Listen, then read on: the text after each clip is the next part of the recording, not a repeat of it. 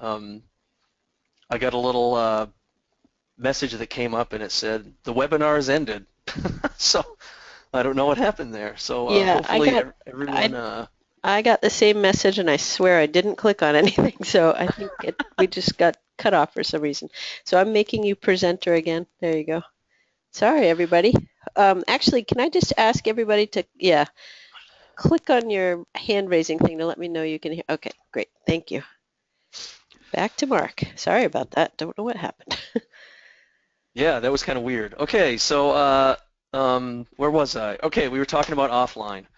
So it's a good idea to sync frequently when you have access to a stable connection. That sentence right there, there's two parts.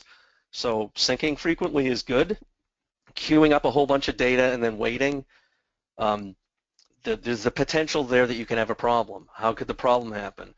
Well, you could get a timeout. Why could you get a timeout? You have a bad connection.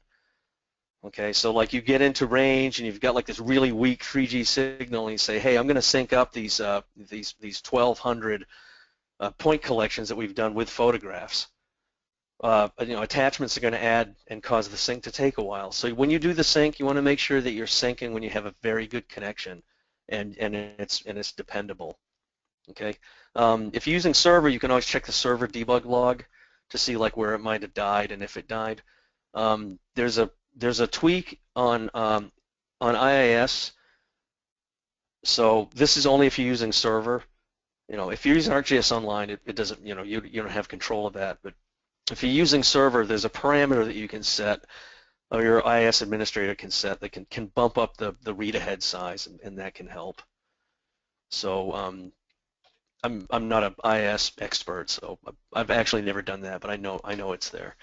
And we also have a recovery tool. So say you get stuck where you've got a database that's sort of in limbo, or someone has accidentally deleted the service from ArcGIS Online or your server, and you've got all this stuff on your device, on your iPad, your iPhone, your Android. You can use this tool. So you can copy the whole offline map to your desktop, and then you can use this tool to pull all the information out of it, and then you can manually integrate that back into your data set. So we have this recovery tool. It does work. I have used it. Okay, so let's go through this process and show you what it looks like. So first of all, where would we start? So here I've got ArcMap, and I've got some data. So what I'm using here is just some data that I put together. This has gone through a whole bunch of different iterations. I used it at New York State GeoCon. I used it at NEARC. I've done seminars here, so I've got like data collections all over the place.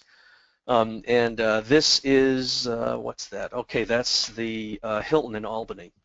So that's from New York State GeoCon. So let's just say we have some data, and what we did in the seminar was we just did stuff in and around the building. Okay, so I set up some symbols and such for if you were collecting assets in and around like a public place. Okay, maybe it's a park, maybe it's like an auditorium or something like that. So just different types of assets. So the important thing is that you design the database in such a way that's going to work really well. So for example, you can see here that I've got this feature class here called assets. And if you look at the fields, you can see that I've got all these fields set up. Okay, so like asset type, asset description, condition, the team. So the team is the crew, the field crew that's gonna go out and collect all the information. We've got subtype setups. We put codes on each field crew. We decided to have some fun with it, and we put instead of using like field crew 1, field crew 2, field crew 3, in the very first one I did, where it was like totally hands-on, someone had the idea to use English Premier League football team names for the field crews, and I said, hey, sure, why not? We'll do that. So that's what we did. So we have field crew 1, 2, 3, 4, and 5, and they have these little acronyms on them. And those are all attached. So you can see that's actually imposed as a subtype. And then we have domains set up for things like the condition code. You can see our condition codes are excellent, very good, good, fair, poor. We've also got like broken or missing. You might go to inspect an asset, you expect to be able to take a picture of it, and it's not there, so it's missing. So we set that up as a domain. We've also got an asset type domain.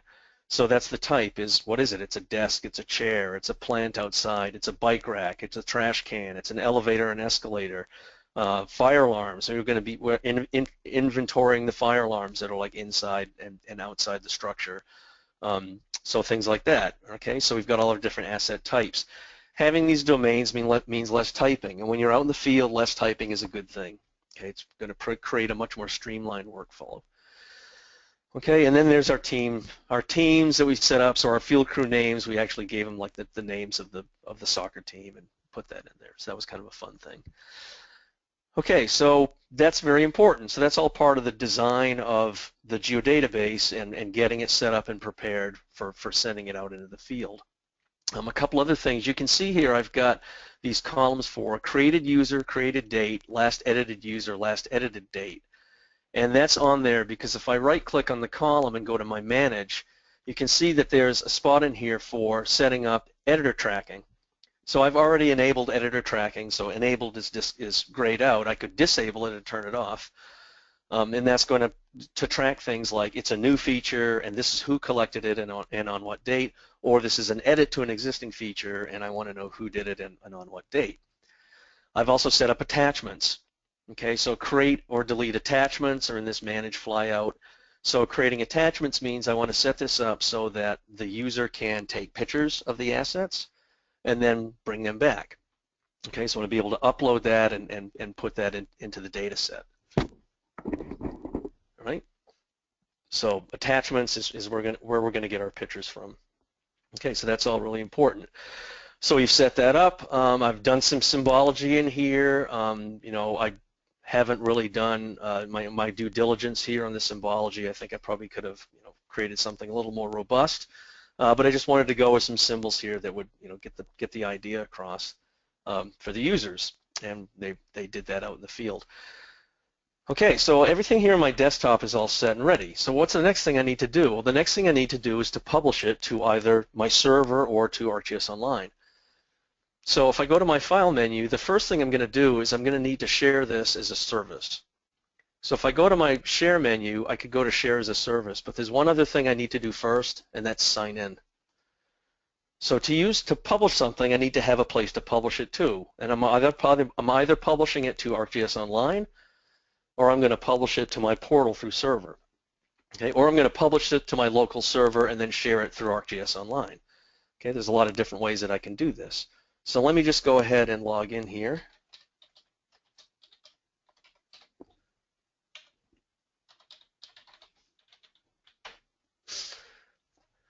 So this is using an ArcGIS Online organization that I'm setting up for the Towson University GIS Conference. This is one that's coming up in a couple of months in Maryland, so I've been using that and experimenting with it, and we're going to create this whole workshop over there.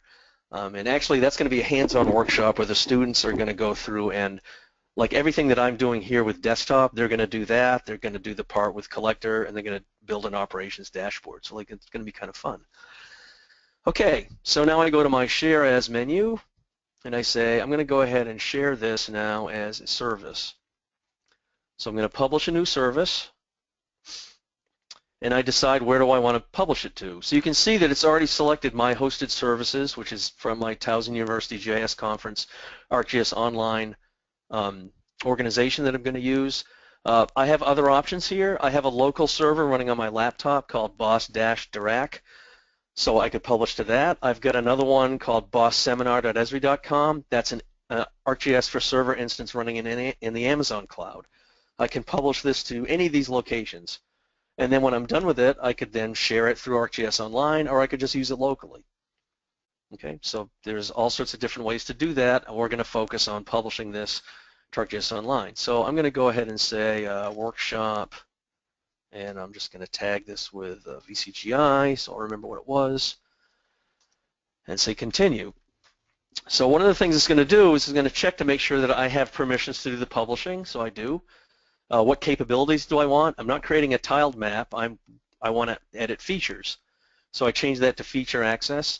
And here this is very important. So do I want to create, delete, and update features? Yes. I want the user to be able to make new features, change existing features, and delete features. Do I want them to be able to take the data offline? Yes. In that case, I want to make sure to check off sync. Okay, so right there, if you check off all of those, that's going to completely enable everything. Maybe what you want is you only want the user to be able to update existing features. So maybe you could leave sync on because you want them to be able to do stuff offline, but you want to be able to turn off create and delete. I don't want them deleting existing features. I don't want them creating new features. I only want to let them update existing features. Okay, something like that. There's a place, and I'll show you in ArcGIS Online, where you can say, hey, I only want the user to be able to edit the attributes. I don't want them to be able to change the location. I want the location to stay fixed. I only want them to edit attributes. Okay. It's going to pick up my descriptions right here from my map document, so that's all fine. Maybe I'll add a different tag in here. I'll put like VCGI. Here's a tag. I can choose from my existing tags and do whatever I want with that. And then I decide how I want to share it. Okay, so I'm going to share this with my whole organization, which is going to be the GIS conference, and I'm also going to share it with my ArcGIS collector workshop. Okay, and you know, maybe maybe I have like another group I want to share this with. I want to share it with like another department, so maybe like Public Works, if I wanted to, I could share it with them. So these are all ArcGIS online groups that come from the organization that I just connected to. All right, so I'm going to go ahead and analyze that. And one of the first things it's going to tell me is that the base map layer can't be published. And it's like, yep, I knew that. I should have known that. I know I have to remove that.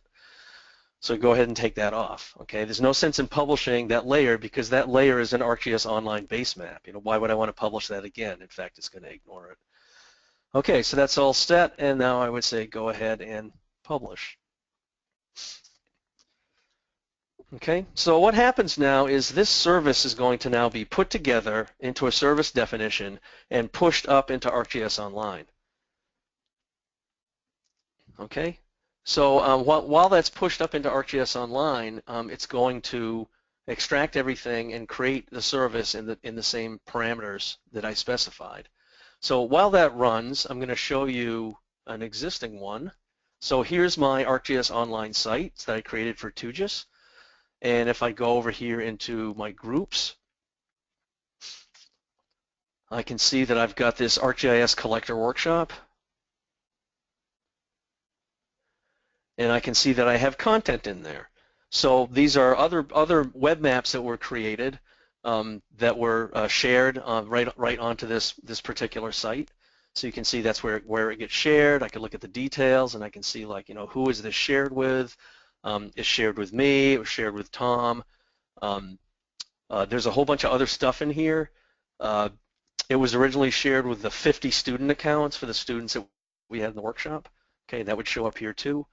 If I scroll down here to the bottom, actually, why don't I just show you here? If I click on the edit button and I go down here to the bottom, so you can see that I've got information in here like, do I want other people to be able to save this map? Yes or no? Do I want people to be able to search by address? I'm going to turn that on. Do I want them to be able to search features by the layer? Okay, that might be an important thing to turn on. Okay, what about the feature service? So what about the actual service? This is a web map. So what about the service that the web map is attached to? So for example, if I slide this down here, you can see this service has been published. So I'm going to say OK. And so now if I go to my content, I could go in here and find these services. Okay, so like there's that assets by type. That's one that I did earlier. Okay, so I could go ahead and pull that one up. I've got like multiple pages of these in here. I've done so many of them. So there's that workshop VCGI. That's the one that we just published. So if I click on that and look at its properties, I can see down here that I've enabled editing. I'm going to allow users to add, update, and delete features. I'd specified all that stuff in ArcMap. Okay, I could change it here. If I want to say, hey, you know, I set that up, but I'm going to change this now. I'm just going to let them update feature attributes. Okay, I've got sync enabled. You can see how that's in there. Once that's set up, I have to leave that on. Keeping track of the users who created things, that's great. I've got other options in here where I can say, you know what, I only want to let users edit and update features they created. Okay, so that's like another control that I can put on that. Right? So like other controls I can put on this is to be sharing these services and these web maps, like specifically through specifically through a group. So I could have this group set up for the workshop, and I could hide that group from like everyone else in the organization. It's not visible publicly. It's not visible to anyone within the organization. It's only visible to people that are members of the group. So as the group administrator and the site administrator, I have a very close amount of control over this to be able to decide who can actually use this stuff. All right. So one thing you would want to do, and now I've already done this, but I'll just show you what this looks like, is add that layer to a new map, a new web map, and then save that web map. Okay. So for example, now I have a web map that I could save and share. All right. So I would go out and say, I'm going to go ahead and like save that as a particular web map, and I could call this like VCGI map. Tag it. And put a summary in here, and then save it in my root folder. Okay, and then go ahead and share that with my organization and my workshop. Okay, so now it's shared. So Collector works with the web map, not directly with the feature service. So you control the way everything looks in Collector by controlling the way it looks here in the web map, in the web app. So like if I click on one of these, I can see, hey, I've got this feature that's been saved. Okay, here's another one down here. All right, so this is all data that was collected at the time during the workshop. Okay, and if I wanted to, I could go in here and edit this right here in the web map. But the whole point that we wanted to deal with was to be able to do this with a remote device. So let's go ahead and start this up in Collector.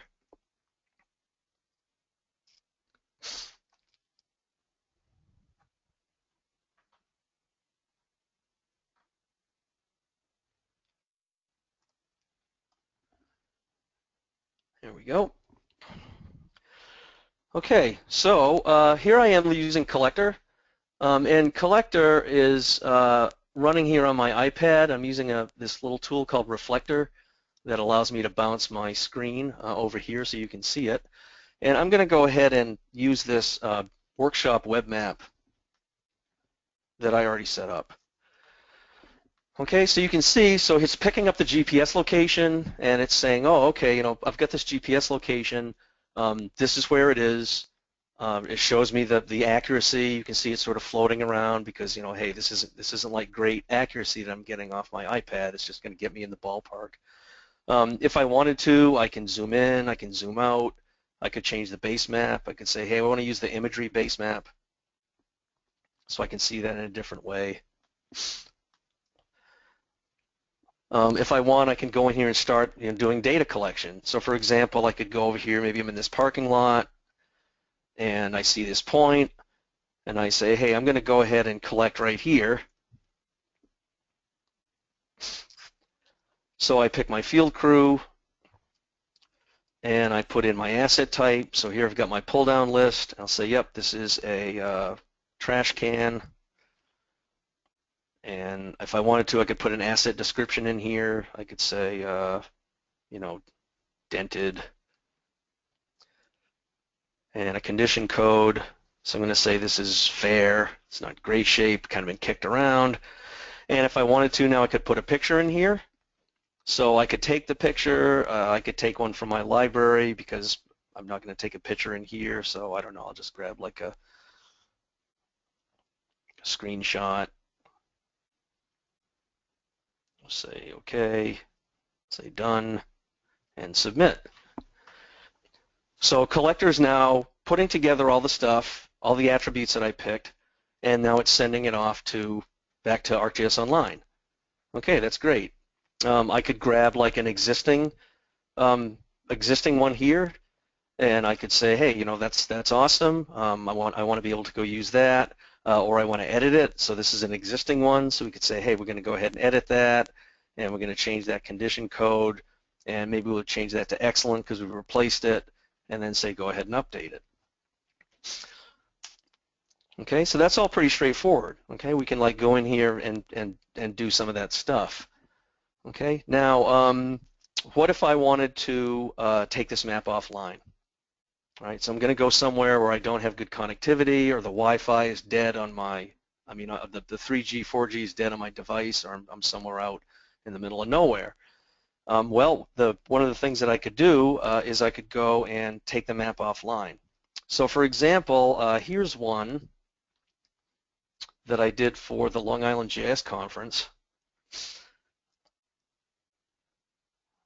And let's go back to my default map extent. And what this was an inspection map. So it was an inspection map for energy conservation sites. So we're going to inspect these sites to see that the improvements have actually been made in the energy conservation project that we've got going on. Say, oh, okay, wow, that's great. But we're going to be taking this out here, and I know some of these sites are like outside of connectivity range, or like I said, I only have like a Wi-Fi device. So what I'd want to do is come back over to this screen and say, hey, I'm going to go ahead and take this map offline. So one of the things I'd want to do is decide, what's my work area? Well, we're going to be going out here onto the tip of Long Island, specifically going to be working like down in here, say in that area. That's going to be my work area. What's the level of detail I want? So how close do I want to be able to zoom in? All right, so I can zoom in as far as like the level of detail in the base map would allow, or if I wanted to, I could say I'm going to take that out a little further. And you can see it tells me this is going to be about 6 megabytes in size. So that's really not that bad. So now if I were to hit download, what it's going to do now is it's going to package that stuff all up, and it's going to put it all together into what we call an offline base map. Okay? So the offline base map would then get put all together, and what it's going to do is it's going to manifest itself in the collector interface as an on-device map. So you can see up here I've got that selection for all or on device. So that way I can delineate between the ones that I've downloaded and the ones that I haven't. Not only that, I can download the base map information and like leave that on the device. While maybe the operational data, the actual inspection sites, I might download those periodically and then take them off the device, keeping the most updated stuff in my ArcGIS Online space. But why download that base map information all the time?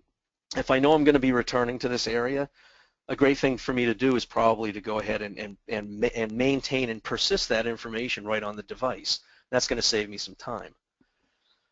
Okay, that's done. So now let's go ahead and click on that. And you can see now that I've got my base map, but if I zoom out, it just shows me my work area. So that's the area that I've actually downloaded to the device, and that's the maximum level of detail that's going to allow me to work on. Okay. If I were to go in and look at these, there's actually 3 points there, so let's go ahead and look at that Suffolk State Office building, and we could say, hey, we're going to go in here and edit that one. And I'm just going to put like an extra comment in here.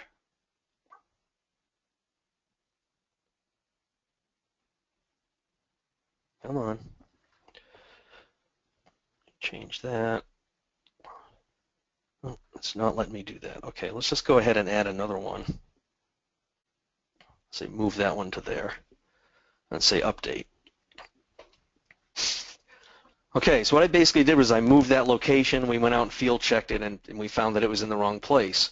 If I go back here to maps, you can see the little icon shows me that I have one feature that's ready for updating. So now when I get back to the office and I'm back in connectivity range, I can go ahead and hit that, and it's going to go ahead and sync that up. So it's going to sync that data up with my online data set. All right, so that's an example of offline use with Collector. Right, so a great way to be examining and looking at all of this stuff while it's happening in the field is to use something called an operational dashboard. So the operational dashboard is an actual application that you can download, and if you have an ArcGIS Online identity in an organization, you can download this tool. It runs on your desktop, and what it does is it allows you to create either multi-display dashboards that would be great in like a command and control center, where I could take like this chart and I could tear this chart away and I could say, hey, I'm going to take the chart and I'm going to put this on my other monitor. And I'm going to use this chart to show me, the assets as they're being collected, broken out by the asset type. Okay. Or if I wanted to, I could go in here and change that, and I could say, hey, instead of working with that, by the asset type, I'm going to change that to do it by the field crew. Okay. So I'll completely change that. Now I just want to know the status of the features that are being collected by that particular crew. All right, and then when I'm done with that, I could go ahead and redock that somewhere. I could put it on the bottom. I could put it on the side. I can pretty much put it wherever I want. Okay, and that's just going to give me an overview. These dashboards can be configured. I could make pie charts, bar charts. I get graph widgets. I get gauge widgets that I can look at. So I could like add in new widgets. We've got ones that do a summary description of each individual feature, something that shows the feature details. I could show a gauge. The gauge is really kind of interesting. That's like a target. So you could say, hey, we're looking to inspect X number of these energy conservation sites. How are we doing? So the gauge would show me, hey, we've inspected 48% of them. We've still got like 3 months left. I think we're pretty much on track. So it can show you things like that. And then just like anything else, you can look at the features as they're being collected out in the field. It's gonna work with your bookmarks and things like that. You could like say take this out of operational view and then like go to the bookmark I had for Albany and start looking at those those assets as they were being collected. All right, so an operational dashboard, you can sort of think of it as a summary. This person doesn't need to have ArcMap. They don't need to have ArcGIS Online. They need to have access to ArcGIS Online, but they don't have to have any desktop software. All they need to do is have a way to log in ArcGIS Online and this particular operational dashboard tool. Okay, so those particular types of tools are going to be pretty useful, and they're also going to be tools that you can use for doing like an overview. Now, I mean, obviously, you could do some of this inside of like a web map, but there's a lot of things in the operational dashboard that just would allow you to have this one thing set up and this one part running. So you could have like the graphs in one window and the charts in another window, and then a report of the information in a third window to sort of see that as it's coming along. Okay, all right. So a couple other things I wanted to show. A couple of things that pitfalls.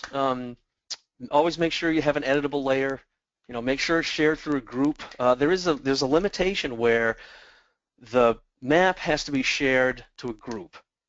So even if you have just like a default group, make sure it's shared to like at least one group. Okay, that's just the way the application works. For some reason, it has to be shared to at least one group. Don't use the same layer twice in the map if you're going to use it offline. Okay, that's not so good. Don't use a definition filter for offline use. That's going to be fixed in the next release, but right now that's not supported. And then, like I said, supporting the symbology, making sure the symbology is good. Okay, what's coming next?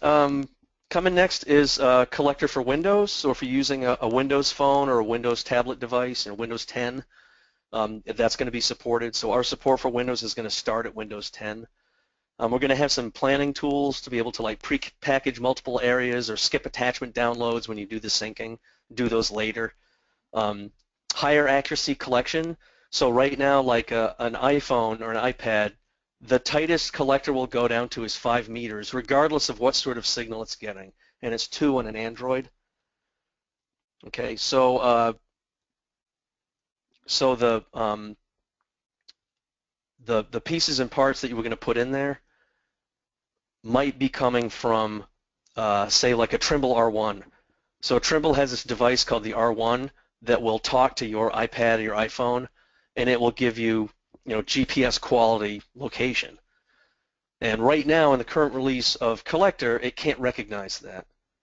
Okay, by default, you can configure it, but so that's going to be fixed in the next release.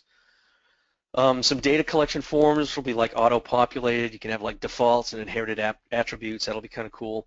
And then we have this other thing coming up called Workforce for ArcGIS. So I included a couple of links for this that you can go look at. But basically what Workforce is it will allow you to put together like a work plan. So like a work order. So like a work plan, assign it to crews, assign it to individuals, have like times on when the collections need to be done. So you put together this whole work plan, and then Workforce works with Collector, and it goes through the process of, okay, we're going to go to this site, and we're going to do this job, and it involves collecting information on these 16 assets. It bounces out of Workforce and then sends you off to Collector. You do the collection, and then it sends you back to Workforce when you're done. And then maybe in Workforce, what you do is you say, hey, okay, we're going to this job. I'm really not quite sure how to get there. Well, that's okay, because that would then bounce you out to Navigator. Okay, so I totally didn't have a chance to like show Collector working with this, but this is what it looks like. It would bounce out to Navigator and then let you go ahead and start the navigation to get from like one site to the other. Okay. So like here I've got this running on my iPad, and I have no idea if you can hear this or not. It's pretty low, but it talks back to you kind of like your phone talks back to you. So I have this running in simulation mode, but so it would now Navigator would take you to the next job site. So I've got it like run. So you're bebopping your way down the road, and then when it gets to the location and it's all done, it's going to stop. And then what it would do is it would then seed control back to whatever application called it. So if Workforce called Navigator, it would send you back to Navigator. Okay, here it says, oh, okay, I'm all done. Do you want to go back to Collector? And you say yes, and it just bounces back to Collector. Right? So these are all pieces and parts in these products that they're all going to sort of work together. And so that's the goal. We're going to have a beta in January of Workforce. And that's going to be, I think it's going to be an open beta. So anyone with an ArcGIS online organization and an identity would be able to go in and beta try this new Workforce app. So that's something that's coming out, and I think they're going to sort of time it with the same timing as Desktop 10.4, Server 10.4, and the next version of Collector. And the next rev of Navigator as well. And that's all going to be integrated in with ArcGIS Pro 1.2. So you can see sort of how all these things are coming together. Okay, I sort of ran over a little bit. We had a little hiccup at the beginning, but still, I'm still here for any questions, Leslie. If you have any you want to shoot out, or if you wanted to, if people need to cut it short, you can always email me the questions too. I'm more than happy to take those offline. Yep, no, we can actually keep going and have them part of the recording. That way, if people do need to leave, they could always come back and check the end of the recording. Okay. So there was a question by someone that I think may have had to skip out early, and I'm going to try to remember now what it was. Oh, it had to do with the syncing. I think his question, so I don't see the question anymore. I'm trying to remember it. I think the question had to do with syncing and the fact that it the upload speed perhaps in the syncing, and just that, I don't know, I guess he was finding the speed to be problematic and whether that's likely to improve, but I'm not sure that that's something that's on your end. Right. Well, most of the problems that we've found with speed on syncing has been with poor connections. Yeah. But also, it also has to do a lot of times with the sizes of attachments. And if you've queued up like a whole bunch, say you've got like, 2,000 points you've collected, and you took the pictures with your phone has, obviously, as we all know, has the ability to take this ridiculously high-res picture.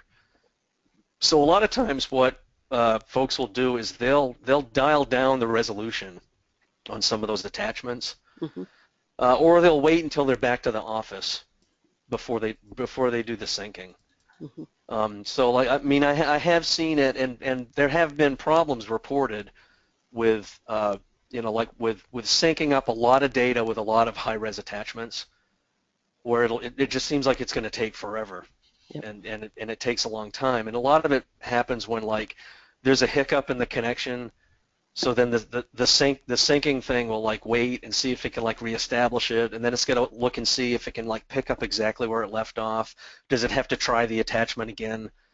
Um, so that's that we have had users that have had some problems with that. Yep. I know that they're working on making that a lot more streamlined in the next version, and maybe even like controlling. Well, I mentioned that one thing about being able to sync the features without syncing the attachments right away. Hmm. So like the actual GIS information could get transmitted, but the attachments would be held in the device, and those would be marked. So like the next time you synced, it would know, oh, okay, I've already synced up the feature. Now I'm going to sync the attachments. Okay, that sounds like good ways to manage that. There's a few questions here about downloading the map area. So is it possible to download multiple map areas to a single device? Yes. Okay. And Yep. once a map is downloaded to a collector device, can the user switch between the downloaded map and the original full map? Meaning, I Right. suppose Okay. if you have decent connection at some point, can use the full map, and then when you lose connection, switch to the downloaded map. Yeah, that's a very common question. And so the way that's managed is that once the map is taken offline, it's offline. Okay, so Okay. it always works in that offline syncing mode. However, what you can do is you can easily take the map and put it take it out of offline mode Hmm. and bring it back online. Okay, so actually here maybe I can just do this right here. But you do So that deliberately. It doesn't automatically do it for you, depending on no, it whether you're doesn't. connected or not. Okay. Yeah. Yeah. So like what you can do here is you can take this and you can say, I'm going to manage this offline map. And you could say, I'm going to remove this map from the device. Now, all that means is that you're removing the offline version. So this is assuming that you've already synced, okay? And it would show you here if you hadn't synced all the features yet. So what you're saying is that, I'm done collecting and updating information in this area. So I'm going to go ahead and remove the features, and that's going to flip the map back into online mode. Now, one of the things you can do is you could say, hey, just remove the features only. Okay, and what that does is it shows me that I've preserved that base map. So that same base map that I downloaded, I can use that again. I don't have to go ahead and download it again. And now that actual map is no longer shown as on the device. Okay, now it shows as my Long Island Energy projects, and it's back to being a map that's off that's live. It's not offline. Okay, so that's the process. So the process is you take it offline and it drops it from the device, and then when you want to do it again, you just bring it back online. And what you could do here is like if you wanted to say, I'm going to take this and I want to take this guy and I'm going to take it offline. Now what you can do is you can say, hey, I'm going to use that base map that I already downloaded. So I don't have to do anything now. I can just go ahead and use that. Okay, so like there's a whole different way to do that, and it makes it a lot more efficient. Okay. Another question, are labels supported in Collector? Labels are not supported in Collector. That's definitely on the list. It's under consideration. The main reason that we're not doing it right now is for performance. Hmm. So rendering the labels in the map on the device has proven to be a performance drain. Hmm. So what they're trying to do right now is they're trying to optimize that.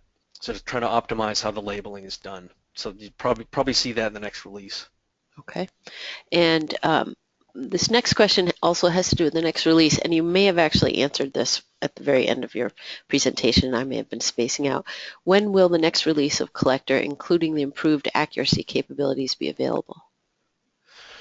So I'm pretty sure that the beta is going to be in January, and the goal is to have the new version released before the FedUC, the Federal User Conference, which is in February.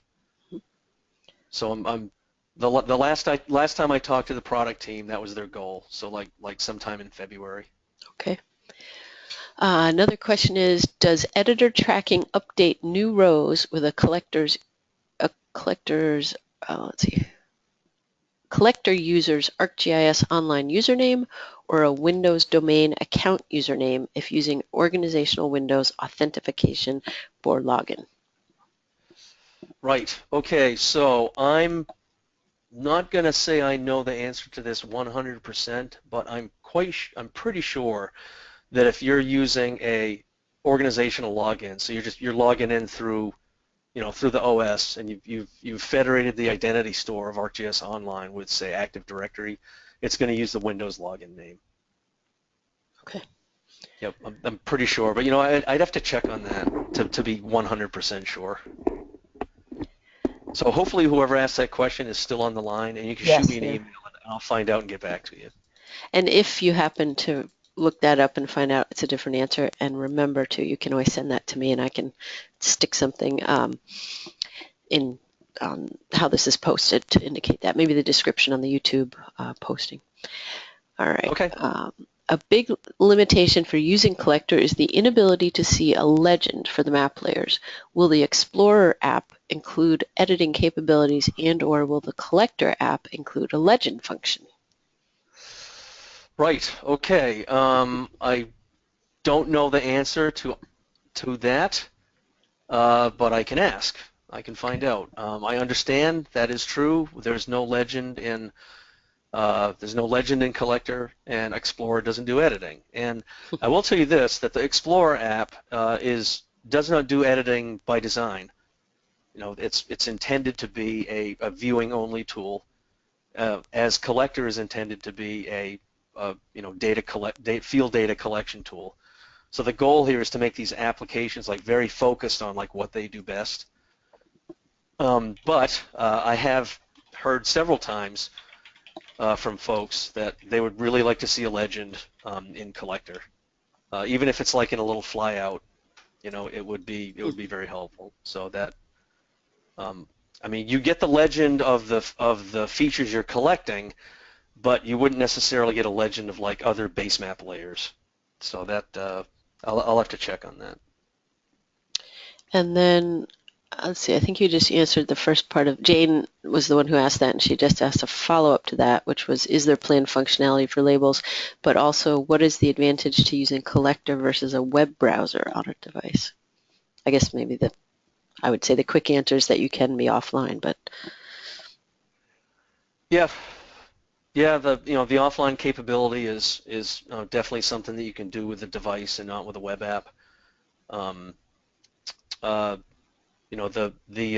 tight integration, the fact that it's a native application running on the device, it's not dependent on on the browser. So you can tend to get a better performance.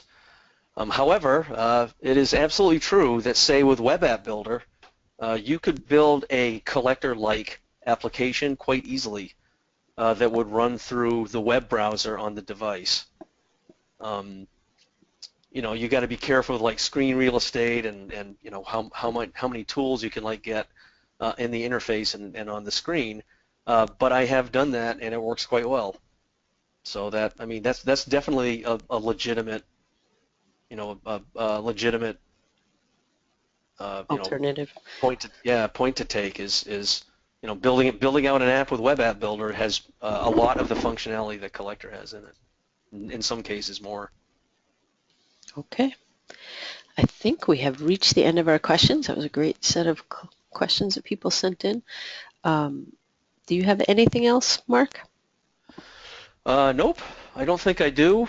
Like I said, we're going to be doing more and more presentations on these apps as time goes by. And we're going to have some live training seminars. So if you haven't gone onto the ESRI site, and if you just go to our webpage and do a search for live training seminars, you can sign up for these. They're free. And as we roll out like new versions of Collector and Navigator and such, we're going to be doing, more, live sessions on these. So I would encourage that. And when you say live, do you mean live online? Yep. Yeah. Okay.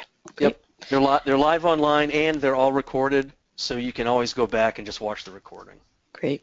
And maybe we can get you up here in the spring to the roundtable. Yeah, that would be awesome. Okay. Yep. All right. Great. Thank you, everybody. Thank you, Mark, very much. Sorry we went over a little bit. I'm hoping that I have 2 recordings, so there'll be a first half and a second half of this webinar. Check back at the VCGI website or the YouTube page, rather, to see if both of them worked out, and we'll hope for the best. So thank you, everybody, and have a great day and happy holidays. Thanks, Mark. Thanks.